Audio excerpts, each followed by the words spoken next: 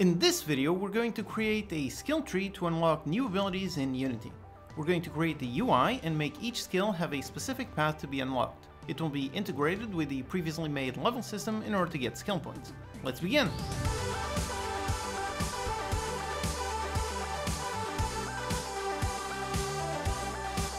Hello and welcome, I'm your Code Monkey, and this channel is all about helping you learn how to make your own games with in-depth tutorials made by a professional indie game developer. So if you find the video helpful, consider subscribing.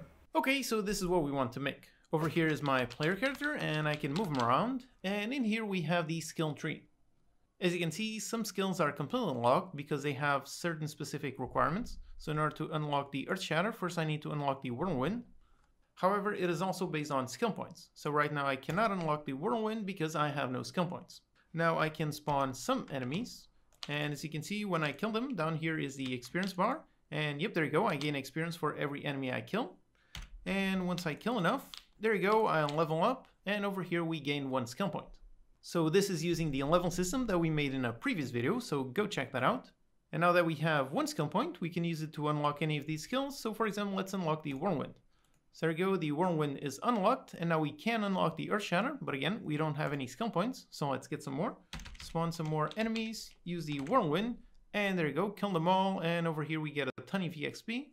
With that EXP, we get more skill points, and now we can unlock more skills. Once again, they have specific paths, so I can unlock this one before unlocking this one. So unlock that one, and now that one, and now spawn some more enemies, and in this case use Earth Shatter, and there you go, take them all out, get tons of EXP, tons of skill points, and tons of everything. The Whirlwind and the Earth Shatter are actually the same skills that I used in Hyper Knights. That game is included in the game bundle, so go pick it up to play it.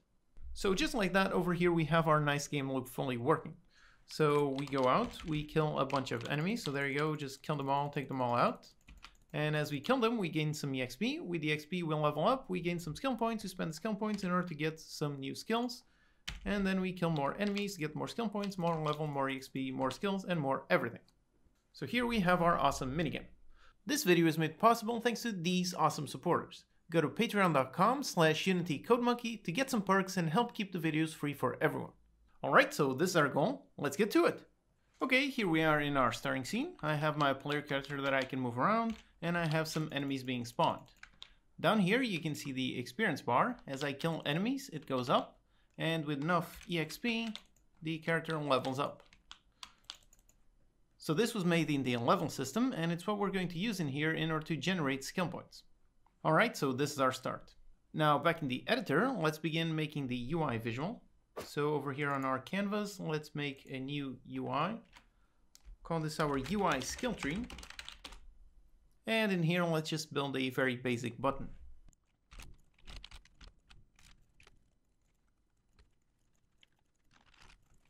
Alright, so here's our very basic button. Now for handling clicks, I'm going to add the button UI component. This is part of the CodeMonkey utilities that you can grab for free from unitycodemonkey.com. This is a very simple component, it just handles a bunch of mouse interactions. Now let's make the script to handle our skill tree window. So on our scripts folder, let's create a new one and call it our UI skill tree. And let's drag it in, okay. Now in here, let's just grab a reference to our button.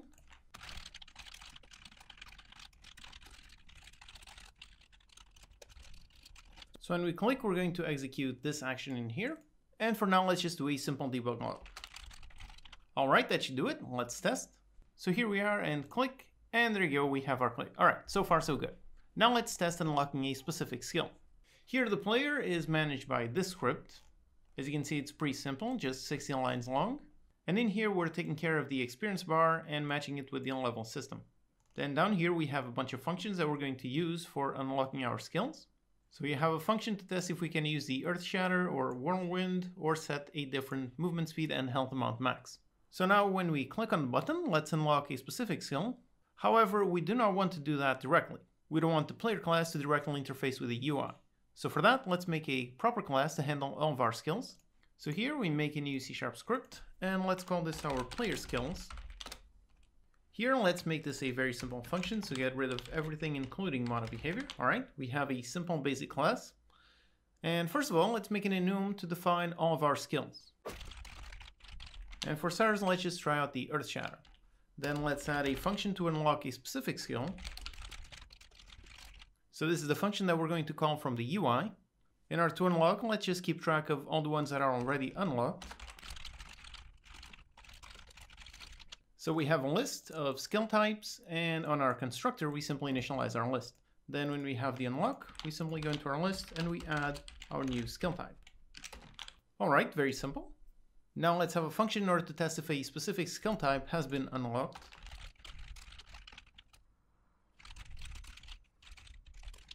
And all we do is we ask the list if it contains this particular skill type. All right, so here we have a very simple class to handle all of our player skills. And now we can go back into our player class. And in here, let's go all the way up here to make a field for our player skills. And on awake, we initialize it. All right. And now down here on our function where we test if we can use the earth shatter, we're going to ask the player skills class if a skill is unlocked, and we're going to pass in the earth shatter. All right, so that's it. Now we have a specific class dedicated to handling all of the player skills. Now all we need to do is make sure that our UI interfaces with this function. So to do that, let's make a script to handle our connections. Back in the editor, let's make a new C# script, call it our testing, and make a game object to hold our script and drag the script onto it. Okay. Now in here, let's add a field for the UI skill tree as well as the player. So we have references to our player and to our UI skill tree. Now we want the skill tree to interface with the player's player skills. So let's go into the UI skill tree. And in here, let's make a function to receive the player skills. Okay, we have this function which receives our player skills, and we set our internal field. And then when we click on the skill, we go into our player skills and we call unlock skill, and we unlock the earth shatter. All right, so now we need to call this. So for that, here on testing, we go into the UI skill tree and we call set player skills. So now we need a reference to our player skills. So let's go into the player. And here, let's make a function to return this field. All right, so here we return the player skills. And now in testing, we set it on the UI tree and we grab it from the player. All right, so all of this should be working. Essentially, we made a class to handle all of our skills. So this class has only one responsibility. Then the player class holds an instance of our player skills. And then we have the UI, which interacts with the player skills that it receives. So all of our code is nicely separated and everything should be working. Let's test. Okay, here we are, and the earth shatter skill is on a button, and I'm pressing the button, and nope, nothing is happening. So the skill is currently locked. Now let's click on this button, and now we have unlocked the skill, and press the button again, and there you go, there's my earth shatter skill. So just like this, we managed to unlock a skill by pressing a button on the UI. Awesome. So with the structure that we built here, we already have our one skill and we can easily unlock a bunch more skills. So let's add the rest. All right, so here I've added more enum fields for the remaining skill types. Now let's make the UI visuals.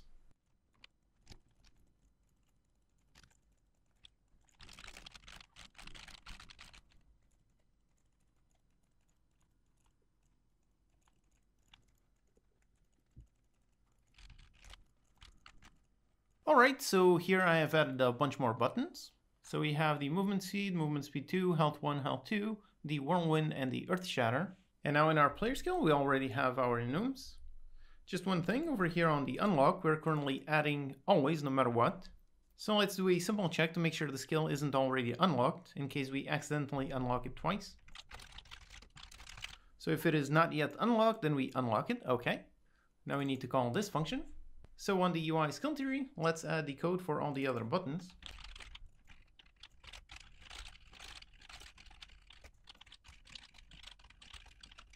All right, so here we're just calling a simple function on the mouse click, okay.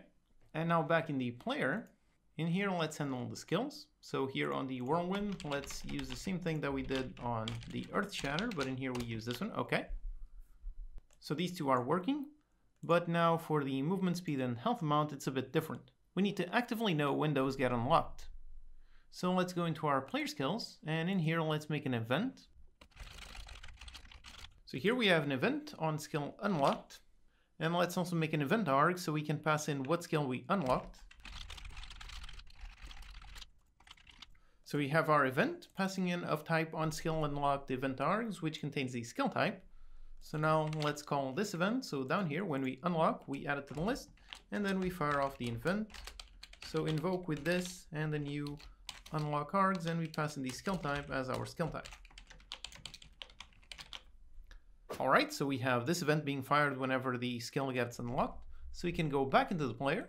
And now we go all the way up here when we are instantiating our player skills. Let's subscribe to the onSkill unlocked event. And now when that happens, let's do a switch on our skill type. In case we have, for example, the move speed 1, then here let's modify our things. So we use this function in order to set our movement speed.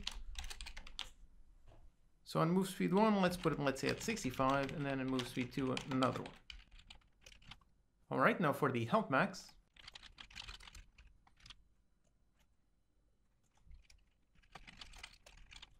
All right, so this should be working.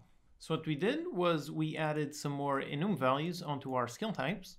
Then we're unlocking those skills through this function, which gets called through our UI. And on the UI, we also built the various buttons. So then when this function is called and we unlock a skill, we fire off an event. And then on the player, we are listening to that event. And when that happens, if it's a move speed or a health max, we modify that one immediately. And if not, then we have the functions asking if we can use our skills. And if so, we just ask the player skills if the skill is unlocked. All right, so all of that should be working. Let's test. Okay, here we are, and I'm going to try to do the Earth Shatter, and nope, can't do it. The Whirlwind, nope. And here I got the normal movement speed and the normal health bar. So now let's unlock the Whirlwind, and now I hit it, and there you go, there's the Whirlwind skill. Now unlock the Earth Shatter and use the skill, and there you go, I can use it.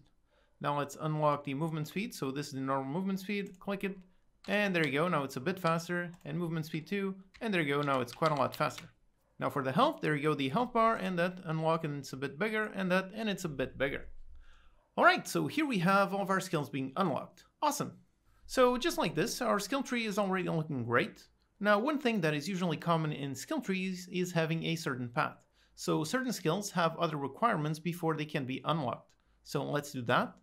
Over here in our player skills, let's simply make a function that will return the requirements for a particular skill. So for example, the health max 2 will have a requirement of health max 1.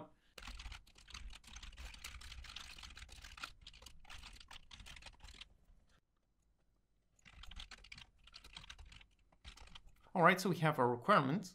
And now here we have a particular issue due to the fact that we're working with enums. So that is how we're going to deal with skills that do not have any requirements, so the very first ones.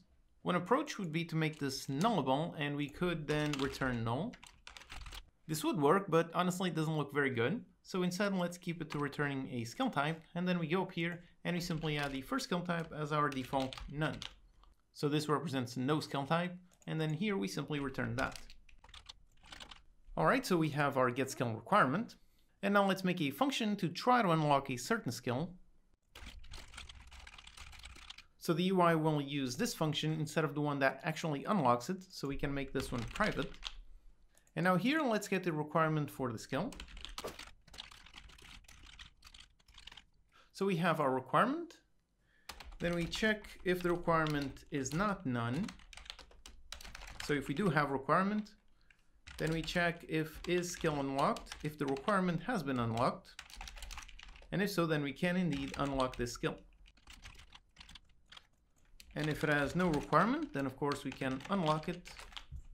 But if it has a requirement and the requirement is not unlocked, then we cannot unlock it. Now let's make this return a boolean in order for the UI to know if the skill was unlocked or not. So here, if we can unlock, let's return true. And if we can't unlock, then we return false. All right, so now we have a function which tries to unlock a skill. Now let's go into our UI. And in here, as you can see, we got our red error since this one is now private. Instead, we need to use the try unlock skill. So we replace all of those just like that.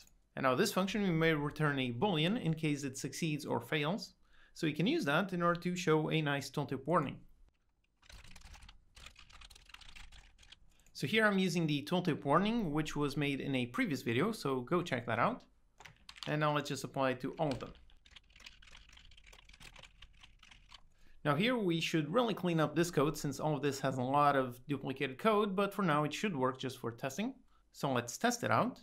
Okay, so here we are. Now let's try to unlock health 2 right away. So I click And there you go, I have an error. I cannot unlock it since it has this one as a requirement. So first unlock this one, there you go, the health bar increased, and now I can unlock this one, and there you go, it worked. So if I unlock movement speed 2 right away, it doesn't work. Get the first one, then the second one, and yep, there you go, just like that. All right, so with this, we have our skill requirements working. Awesome. Now let's handle the UI visuals. So here in the editor, we're going to first show the unlocked skills in black and white and low alpha, and the skills that we can unlock in black and white with full alpha, and the unlocked skills with normal colors. So here in the project files, I have a black and white shader. So here it is, very simple. We just have our main texture, we sample it, then we use a saturation node, set the saturation to 0. Then we take the RGB, we multiply it by a certain alpha, we combine it all, and we pass it into our sprite master node. So now let's make our two materials. So we have the skill locked and the skill unlockable. Now we're going to apply this dynamically, so let's go into our UI script. And up here, let's add our fields. So we have our fields for the skill locked material and the unlockable material. So here in the editor, let's drag our references. Okay, good. Now let's make a update visuals function. In here, we test if the player skills, let's test if a certain skill is unlocked. So let's test the earth shatter. If so, then we go into the image on the UI. And we modify the material. And we set it to null so that it uses the default. So if it is unlocked, then we set the default. If it is not unlocked, then we need to ask if we can unlock it.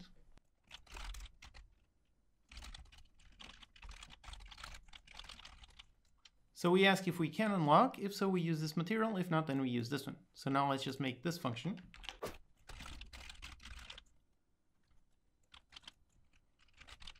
So here we're just doing pretty much the same logic as in here.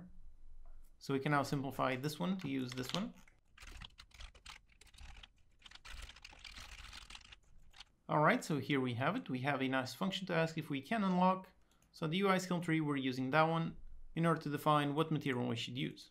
So now we just need to actually update our visuals. So we're going to update, first of all, when we receive the player skills, we update it. And then when we get the player skills, we're also going to subscribe to the on skill unlocked event. And when that happens, we also update our visuals. All right, so this should be working and we should be able to see the earth shatter button working correctly. So let's test. Okay, so here we are, and yep, for starters, it starts off black and white and transparent. So it means it's completely locked and we cannot unlock it. So first we unlock the whirlwind, and there you go, now it's just black and white and full. So meaning that we can unlock it, and now we click, we unlock it, and now it's full color. So now it says that it's already unlocked. All right, so we have a very visual indicator of which skills we can unlock. Now let's apply the colors also to the background and to all the other skills.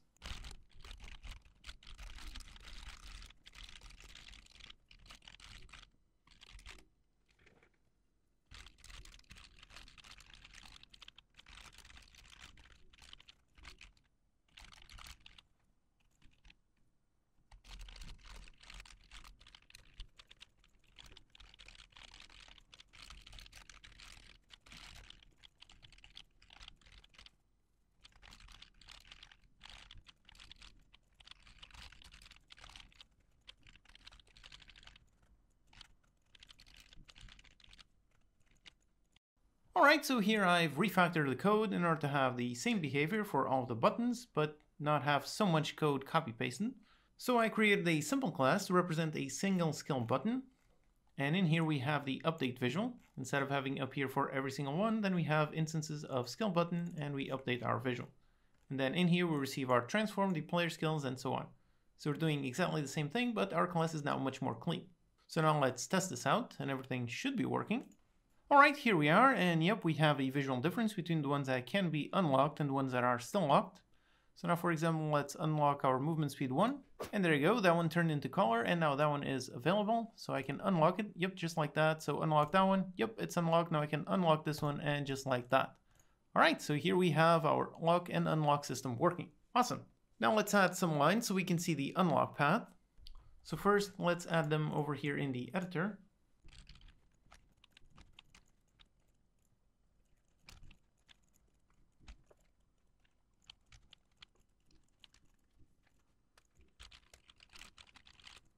Alright, so here I have added the 3 lines for our 3 links between the skills. Now let's go into our script. And here let's make a class to handle our connections. Inside we have a field for the skill type and the image array for our connections. And in order for this class to show up in the editor, we need to add the attribute serializable. Okay, just like that. And now all the way up here, let's have an array of skill unlock paths. And now we can go back in the editor. So here's our script and we have our skill unlock path array. So we're going to have 3 unlock paths. So for example, the first one for movement speed 2. And we're going to have one image, which is this one in here. Now the same for the rest. All right, we have our references. Now we go down into the visual function and let's first make them all dark.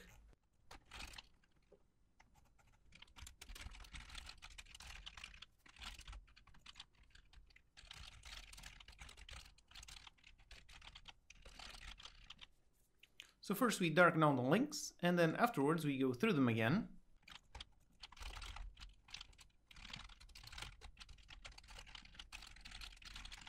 So here we have the skill that is either unlocked or can be unlocked. So here let's show with the full color. Alright, so that's about it.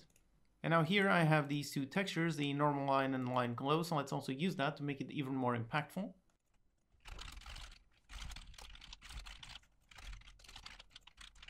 Alright, let's test. Okay, so here we are, and yep, we can see that our links are all dark. And now if I unlock this one, there you go, now it becomes visible, so now it's much more clear that I can now unlock this one. So unlock this one, there you go, it changes and it changes. Alright, awesome. Okay, so here we have pretty much our entire skill tree working. Now finally, just for fun, I'm going to implement the level system that we made previously, so we can level up to get skill points that we can then use.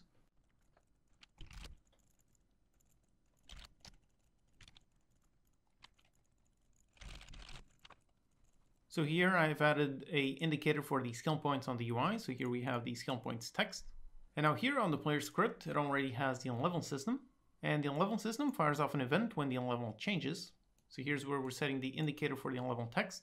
In order to see how the level system works, make sure you check out that video. So here we can handle getting some skill points. So let's go into our player skills in order to store a certain number of skill points. So in here we got a private in, just something very simple. And a function to add them. And on the player, when the player levels up, we go into our player skills and we add a new skill point. Now on the player skills, when we try to unlock, let's make sure that we have enough skill points. So when we try to unlock, we test if we can unlock based on the requirements.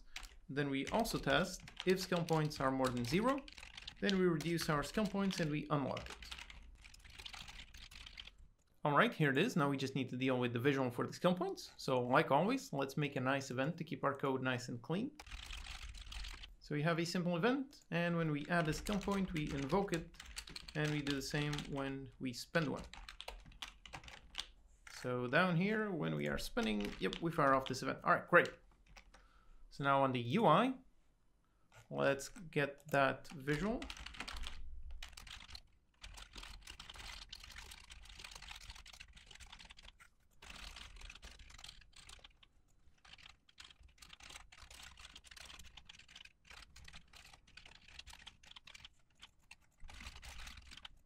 Alright, so here it is, very simple. When we set the player skills, we subscribe to the event and we update like we always do. Okay, so let's test. Okay, so here we are, and we currently are on level 1, so we have 0 skill points. So even though technically we can unlock this skill because it has no requirements, we don't have these skill points. So if you try to click, nope, we cannot unlock it. So now let's spawn some enemies, and there you go, hit them, and one more, and there you go. Now we need one more, so let's spawn some more. And there you go, now we are level 2, and yep, we have 1 skill point, so take these out. And now we can try to spend it, so let's click. And there you go, we've unlocked the whirlwind. And now again, we got no more skill points, so let's spawn some more enemies. Now let's use the whirlwind, kill them all, and there you go, lots of skill points, and yep, there they are. Now unlock the earth shatter, let's spawn a bunch more enemies, and use the earth shatter, there you go. And we can unlock a bunch more, just like that. Alright, so here we have our nice game loop fully working. So we have a level system and a skill tree. We have our skill points, so we cannot spend them if we don't have them. Then we spawn some enemies, so we go out, we kill some enemies. By killing some enemies, we get some experience. With enough experience, we get a level up. With a level up, we get some skill points. With skill points, we can unlock new skills. So we can spawn more enemies, kill them, get more EXP, more levels, more skill points, and spend them all on everything. So just like this, we have our nice skill tree with our various skills working in tandem with the level system. And our skill tree also has previous requirements, so we can make some very specific unlock paths. Alright, so once again, here it is, our awesome minigame. This video is made possible thanks to these awesome supporters. Go to patreon.com/unitycodemonkey to get some perks and help keep the videos free for everyone. As always, you can download the project files and utilities from unitycodemonkey.com. Subscribe to the channel for more Unity tutorials, post any questions you have in the comments, and I'll see you next time.